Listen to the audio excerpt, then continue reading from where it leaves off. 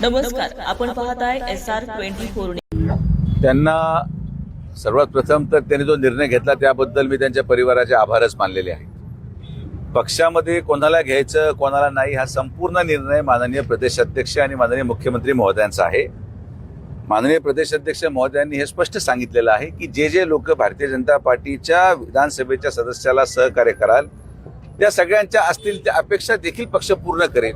आता त्यामध्ये प्रवेश होईल अथवा न होणार हा विषय प्रदेशाध्यक्षच उत्तर देऊ शकतील, त्याला मी काय अधिकृत उत्तर देऊ शकणार नाही।